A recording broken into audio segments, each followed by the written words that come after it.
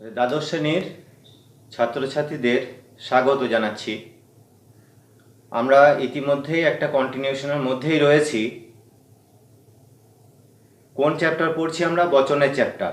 কি শিখলাম আগের দুটো ক্লাসে? আমরা শিখেছি বচন কাকে বলে, বচন স্বরূপ কী, বচনের গঠন কীরকম, তার আকার কীরকম। আর গতদিনে যে ক্লাসটা, তাতে আমরা দেখলাম কিভাবে একটা বাক্য থেকে বচনে রূপান্তরিত করতে হয়। তার কতগুলো নিয়ম আমরা শিখেছি, আর বাকি যেগুলো রয়েছে সেগুলোই আজকে শিখব।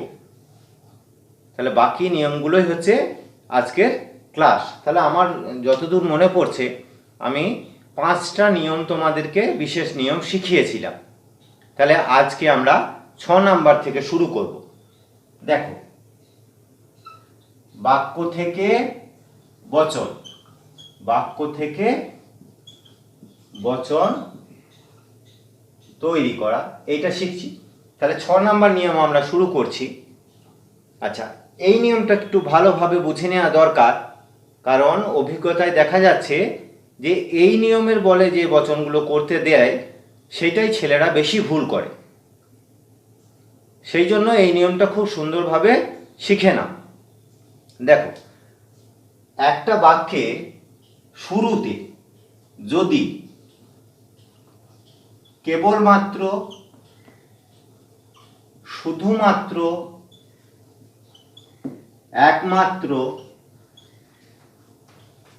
ছাড়া কেউ নয়, এই জাতীয় শব্দ বাক্যের শুরুতে থাকে, তাহলে আমরা সেটাকে সামান্য বচন, আরো সহজভাবে বলে দিই, এ বচন করব, আর তার উদ্দেশ্য এবং বিধেয় চেঞ্জ হবে। দেখো, উদাহরণ দেখলে বোঝা যাবে। বাক্যের শুরুতে যদি কেবলমাত্র, শুধুমাত্র, একমাত্র, ছাড়া কেউ নয়, ব্যতীত কেউ নয়, এইরকম শব্দ থাকে, তাহলে আমি সহজভাবে লিখছি, তাহলে তাকে সামান্য বচন বলা উচিত ছিল, কিন্তু আমি আরো জটিলতায় না যে লিখছি এ বচন করব, এ বচন করব। আর মনে রাখার যেটা বিষয় কি না, বাক্যের যেটা উদ্দেশ্য বিধেয় আছে তাকে আমরা বচনে চেঞ্জ করে ফেলবো, পরিবর্তন করব। উদ্দেশ্য বিধেয় স্থান পরিবর্তন করব। স্থান লিখে দিই, স্থান পরিবর্তন করবে। দেখো, উদাহরণটা দিলে সহজে বোঝা যাবে। আমি বললাম কেবলমাত্র সভ্যগণ উপস্থিত। সভ্য মানে সদস্য, হয়েছে? তাহলে আমি কি নিয়ম বললাম? যে কেবলমাত্র, শুধুমাত্র, একমাত্র, ছাড়া কেউ নয়, ব্যতীত কেউ নয়, এই জাতীয় শব্দ যদি বাক্যের প্রথমে থাকে তাহলে তাকে আমরা এই বচন করব, আর বাক্যের উদ্দেশ্য এবং বিধেয় স্থান পরিবর্তন করবে। দেখো, এরকম একটা আমি উদাহরণ নিয়েছি, বাক্য নিয়েছি, এখানে কেবলমাত্র আছে, তাহলে কি বচন করব? তাকে আমরা এলেপ করব এ, হয়েছে? এ বচন হলো। তাহলে আর কি হবে? উদ্দেশ্য এবং বিধেয় স্থান পরিবর্তন করবে। তাহলে আমরা কি লিখব? সকল, এটা বিধেয় আছে বাক্যে, উপস্থিত ব্যক্তি হয় সভ্য। হয়েছে? তাহলে দেখো, এইটা হচ্ছে বাক্যের উদ্দেশ্য, এইটা হচ্ছে বাক্যের বিধেয়। দেখো, আমি যখন বচনটা করছি তখন উপস্থিতটা বচনের উদ্দেশ্যে চলে আসছে, আর সভ্য যেটা উদ্দেশ্য ছিল সেটা বচনের বিধেয় স্থানে চলে যাচ্ছে। তাহলে মিলিয়ে দেখা একবার, কেবলমাত্র এই জাতীয় শব্দ এখানে কেবলমাত্র আছে, তাহলে এটাকে আমি এ বচন করব। আর কি করব? আর বাক্যের যেটা উদ্দেশ্য থাকবে বচনে সেটা বিধেয় করব, আর বাক্যের যেটা বিধেয় থাকবে বচনে সেটা উদ্দেশ্য হবে। অর্থাৎ উদ্দেশ্য আর বিধেয় পরস্পর স্থান পরিবর্তন করবে। বোঝা গেছে? আচ্ছা, এই জাতীয় যে বচনগুলো, এই বচনগুলো এদেরকে বলে বর্জনমূলক বচন। বর্জনমূলক বচন। তাহলে শর্ট কোশ্চেন পড়ে, বর্জনমূলক বচনের উদাহরণ দাও। হয়েছে? বর্জনমূলক বচন কাকে বলে? তাহলে এই নিয়মটাই কিন্তু ম্যাক্সিমাম মানে বেশিরভাগ ছাত্রছাত্রী ভুল করে পরীক্ষায় গিয়ে, করতে গিয়ে উদ্দেশ্য বিধেয় চেঞ্জ করতে তাদের মনে থাকে না। তাহলে এই নিয়মটা পরিষ্কারভাবে বুঝে সেরকম করতে হবে। আর এইরকম নিয়মের পরীক্ষায় পড়বেই, একটা দুটো দেয়। তাহলে কেবলমাত্র, শুধুমাত্র, একমাত্র ছাড়া কেউ নয়, এই জাতীয় শব্দ বাক্যের প্রথমে থাকলে তাকে আমরা এই বচন করব। আর বাক্যের যেটা উদ্দেশ্য বচনে সেটা বিধেয় হবে, বাক্যের যেটা বিধেয় বচনে সেটা উদ্দেশ্য হবে। অর্থাৎ সহজ ভাষায় বললে উদ্দেশ্য বিধেয় স্থান পরিবর্তন করবে।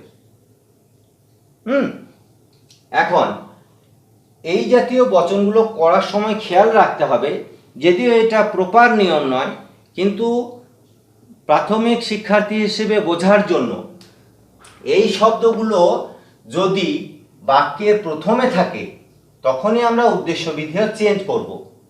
আর যদি এরকম থাকে,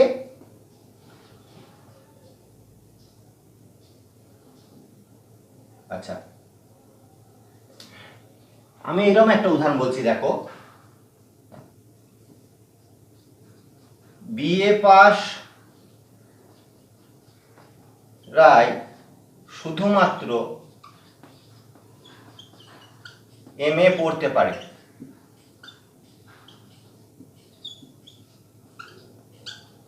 হয়েছে? আচ্ছা দেখো, বিএ পাস রায় শুধুমাত্র এমএ পড়তে পারে।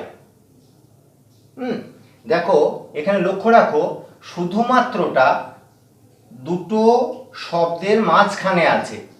এক্ষেত্রে আমরা করি কি, সাধারণ, যদিও আবার বারবার বলে দিচ্ছি এটা কোনো নিয়ম নয়, কিন্তু সুবিধা হবে তোমাদের, যখন বাক্যের প্রথমে থাকবে তাকে আমরা পরিবর্তন করে নেব উদ্দেশ্য বিধেয়। আর এক্ষেত্রে যদি বাক্যের মাঝে এই শব্দগুলো থাকে আমরা জেনারেলি পরিবর্তন করি না, যদিও এটা নিয়ম নয়। নিয়মটা কি আমি বলে দিচ্ছি। তাহলে এখানে আমি কি করব, ওই এ বচন, সকল এমএ পড়ার যোগ্য ছেলে বা ছাত্র হয় বিএ পাস।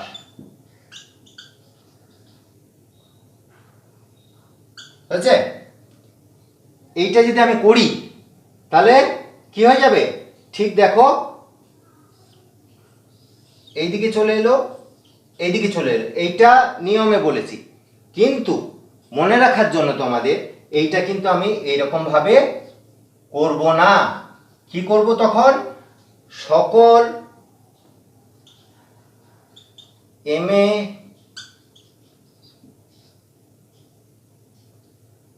সকল বিএ পাস ছাত্র হয় এমএ পড়ার যোগ্য। হয়েছে? অর্থাৎ উদ্দেশ্যটা উদ্দেশ্যই রাখলাম আর বিধেয়টা বিধেয়ই রাখলাম। বুঝতে পেরেছো? আমি দুরকম লিখে দিয়েছি, ভালোভাবে খেয়াল রাখবে। যখন বাক্যে মাঝখানে এই শব্দগুলো থাকবে আমরা সাধারণত চেঞ্জ করব না, বাক্যের প্রথমে থাকলেই চেঞ্জ করব। বাক্যের প্রথমে থাকলে চেঞ্জ করব, মাঝখানে যদি শব্দটা থাকে তাহলে উদ্দেশ্যটা উদ্দেশ্যই রাখবো, উদ্দেশ্যটা উদ্দেশ্যই রাখলাম আর বিধেয়টা বিধেয়ই রাখলাম। হয়েছে? এটা বোঝার সুবিধার জন্য, যান্ত্রিকভাবে করার জন্য। এর আসল নিয়ম কি? এর নিয়ম হচ্ছে যার যে শব্দটার প্রতি কেবলমাত্র শুধুমাত্র এই জাতীয় শব্দগুলো প্রযুক্ত হবে, যার প্রতি প্রযুক্ত হবে সেইটা বিধেয় স্থানে থাকবে। কেবলমাত্র শব্দটা, এই নিয়ম, আসল নিয়ম হচ্ছে কেবলমাত্র একমাত্র এই শব্দগুলো যার প্রতি প্রযুক্ত হবে, যে শব্দটার প্রতি প্রযুক্ত হবে, যার জন্য ব্যবহার করা হচ্ছে এই শব্দগুলো, সেটা বিধেয়ের স্থানে থাকবে, সেটা বিধেয়ের স্থানে থাকবে। এইটি হচ্ছে আসল নিয়ম। এখন এটা সব সময় বুঝে উঠতে পারা খুব কঠিন হয়ে যায় যে কার প্রতি প্রযুক্ত হয়েছে, কারণ বাক্য অনেক সময় সঠিকভাবে বোঝা যায় না।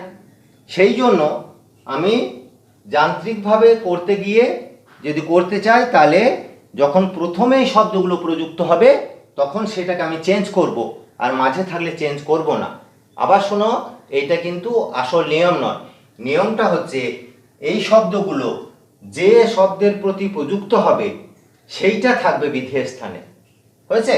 তাহলে এত জটিলতায় বা বোঝাবুঝির মধ্যে না গিয়ে যান্ত্রিকভাবে আমি যখন করব, তখন আমি বলবো যখন প্রথমেই শব্দগুলো থাকবে বাক্যের, চেঞ্জ করব, আর মাঝখানে থাকলে চেঞ্জ করব না। হয়েছে? এই নিয়মটা এতক্ষণ ধরে বলার কারণ মানে 90% ক্ষেত্রে ছেলেরা এটা ভুল করে থাকে। এরপরে দেখো 7 নাম্বার নিয়ম। 7 নাম্বার নিয়ম কি বলছে? ব্যতীত, ছাড়া, এই জাতীয় শব্দ যদি বাক্যে থাকে, এই জাতীয় শব্দ যদি বাক্যে থাকে, তাকে আমরা বলি ব্যতীতিক বচন। ব্যতীতিক বচন। কি বললাম? ব্যতীত, ছাড়া এই জাতীয় শব্দ যদি বাক্যে থাকে, তাকে আমরা ব্যতীতিক বাক্য বা তাকে যখন বচন করব তাকে ব্যতীতিক বচন বলবো। বুঝলি? তাহলে প্রশ্ন করলে ব্যতীতিক বচন কাকে বলে? না ছাড়া, ব্যতীত, এইসব শব্দগুলো কি করে না উদ্দেশ্যের একটা অংশকে বাদ দিয়ে দেয়। উদ্দেশ্যের একটা অংশকে বাদ দিয়ে দেয়।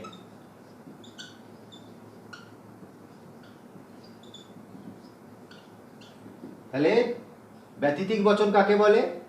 যে সমস্ত বাক্যে ব্যতীত, ছাড়া এই জাতীয় শব্দ ব্যবহার করা হয় এবং এই জাতীয় শব্দগুলো উদ্দেশ্যের একটা নির্দিষ্ট অংশকে বাদ দিয়ে দেয়, সেই ধরনের বচনকে ব্যতীতিক বচন বলে। তাহলে এই জাতীয় শব্দ যখন বাক্যে থাকবে, তখন যদি এই ছাড়া অংশটা নির্দিষ্ট করে বলে দেওয়া থাকে, ছাড়া বা বাদ দেওয়া অংশটা যদি নির্দিষ্ট করে বলে দেওয়া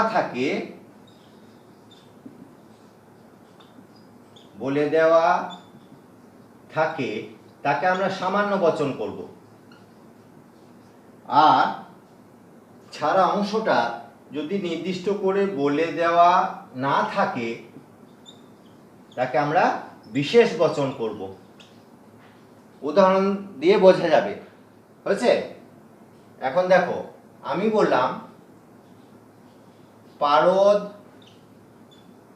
ছাড়া সব ধাতু কঠিন। সব ধাতু কঠিন। আর লিখলাম একটি ছাড়া সব ধাতু কঠিন। একই জাতীয় বলছি বোঝার সুবিধার জন্য। তাহলে কি বলেছি? পারদ ছাড়া সব ধাতু কঠিন। ছাড়া শব্দটা আছে, ছাড়ার কাজ কি না উদ্দেশ্যের একটা অংশকে বাদ দিয়ে দেয়।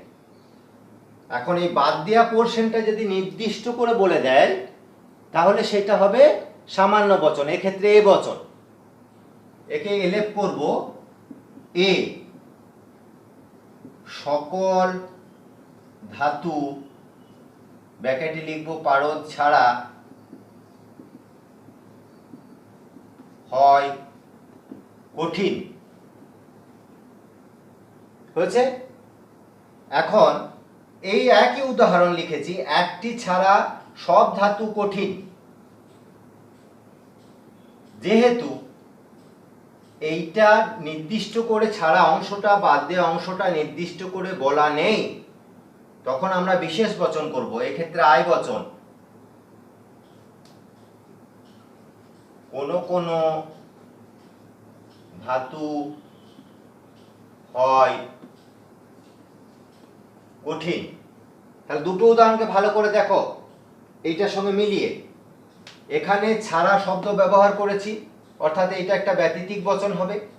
ছাড়া যে অংশটা, ছাড়ার কাজ হচ্ছে উদ্দেশ্যের একটা অংশকে বাদ দিয়ে দেয়। ছাড়া কাকে বাদ দিয়ে দিচ্ছে? ধাতুর একটা অংশকে বাদ দিয়ে দিচ্ছে, এবং সেই অংশটা নির্দিষ্ট করে বলা আছে। দেখো, পারদ যখন বাদ দেওয়া অংশটা নির্দিষ্ট করে উল্লেখ করে দেবে তখন সেটা সামান্য, এক্ষেত্রে এ বচন হবে। সকল ধাতু হয় কঠিন। একই উদাহরণ আছে, শুধু পারদের জায়গায় একটি লিখেছি, অর্থাৎ কোন ধাতুটা কঠিন নয় এটা এখানে বলেনি, অনির্দিষ্ট। এখানে ছাড়া অংশটা যার প্রতি প্রযুক্ত হয়েছে সেটা অনির্দিষ্ট, সেই জন্য এটা বিশেষ বচন হয়েছে। আমি যদি বলি, আর একটা উদাহরণ দেখো, রাম ব্যতীত সকল ছাত্র উপস্থিত। এখানে কি বচন করব? এ বচন করছি। সকল ছাত্র হয় উপস্থিত, ব্র্যাকেটে রাম ছাড়া। কেন না, কোন ছাত্রটা উপস্থিত নেই আজকের ক্লাসে সেটা নির্দিষ্ট করে বলে দিয়েছে, রাম। আর আমি যদি এরকম বলি, একজন ছাড়া সকল ছাত্র উপস্থিত, ওই একজনটাকে রাম, শ্যাম, যদু, মধু নির্দিষ্ট করে বলা নেই, অনির্দিষ্ট। তখন হবে কোনো কোনো ছাত্র হয় উপস্থিত। বোঝা গেছে? আচ্ছা, এরপরে দেখো, এরপরে যে নিয়মগুলো আমি বলতে চলেছি সেইগুলো আগেই আমি সাধারণ নিয়মে উল্লেখ করেছি, আর একবার ভালো করে দেখে নেওয়া দরকার।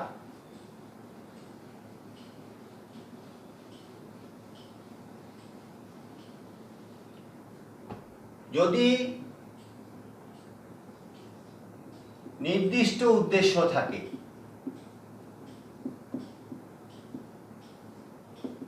সামান্য বচন হবে। রবীন্দ্রনাথ বিশ্বকবি, তাহলে উদ্দেশ্যটা দেখা একজন নির্দিষ্ট মানুষের কথা বলা আছে, তাহলে আমি লিখব রবীন্দ্রনাথ হন বিশ্বকবি। আগের দিনেও আলোচনা করেছি। তাহলে নির্দিষ্ট যেখানে উদ্দেশ্য, বিশেষ্য পদ হবে উদ্দেশ্যটা, বা সর্বনাম পদ হবে, নির্দিষ্ট করে দেওয়া থাকবে, সেখানে আমরা সামান্য বচন করব। হয়েছে? আচ্ছা,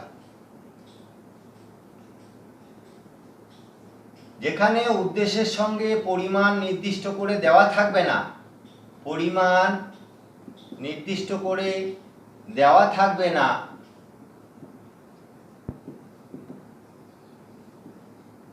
সেখানে বাস্তব অর্থের দিকে লক্ষ্য রেখে পরিমাণ ঠিক করতে হবে। বাস্তব অর্থের দিকে লক্ষ্য রেখে পরিমাণ ঠিক করতে হবে।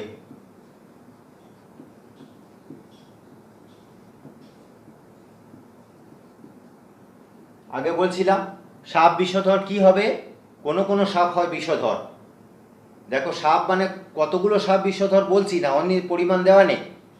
আর শিশুরা সরল, সকল শিশু সরল হবে। অর্থাৎ যেখানে পরিমাণ দেওয়া থাকবে না সেখানে আমি বাস্তব অর্থটা বুঝবো, তারপরে পরিমাণটা ঠিক করব। আগের দিনে বলেছি। এরপরে যেটা রয়েছে দেখো, এইটা খুব গুরুত্বপূর্ণ। প্রশ্নবোধক বাক্যের ক্ষেত্রে, প্রশ্নবোধক বাক্যের ক্ষেত্রে আমরা প্রশ্নের উত্তরের দিকে লক্ষ্য রেখে বচন তৈরি করব। প্রশ্নের উত্তরের দিকে লক্ষ্য করে বচন তৈরি করব।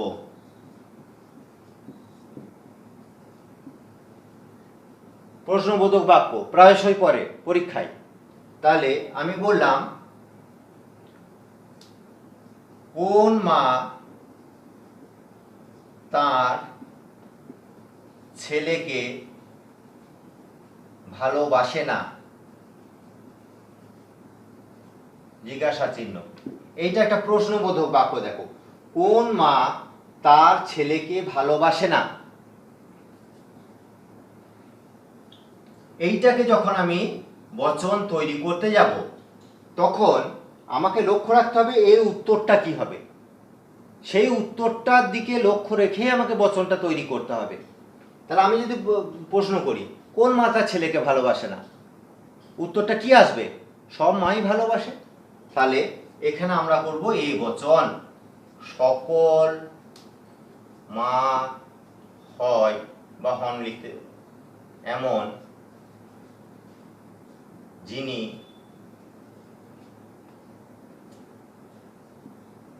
তার ছেলেকে ভালোবাসেন।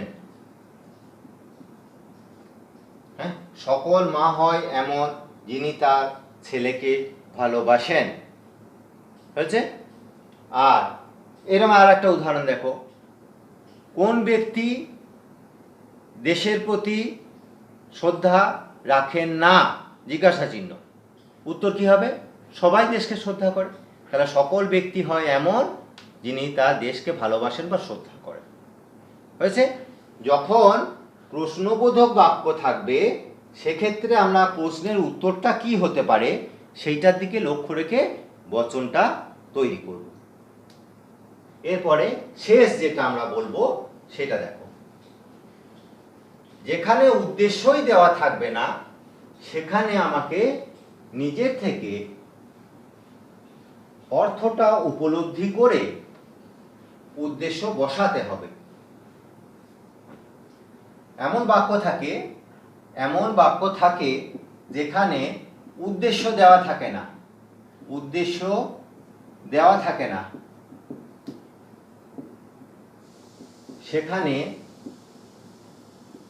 কি করতে হবে? অর্থ উপলব্ধি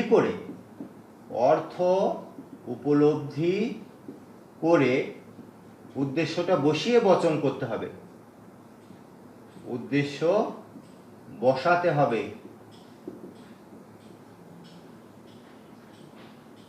যেমন এখন সকাল, এই জাতীয় বাক্য যদি দিয়ে দেয় তাকে বচন করার সময় এই যে উদ্দেশ্যটা এখানে দেওয়া নেই সেটাকে আমাকে অর্থটা বা কি বলতে চাইছে সেটা ভালোভাবে বুঝতে হবে, তারপরে বচন তৈরি করতে হবে। কি লিখবো এখানে? সময়টি হয় সকাল।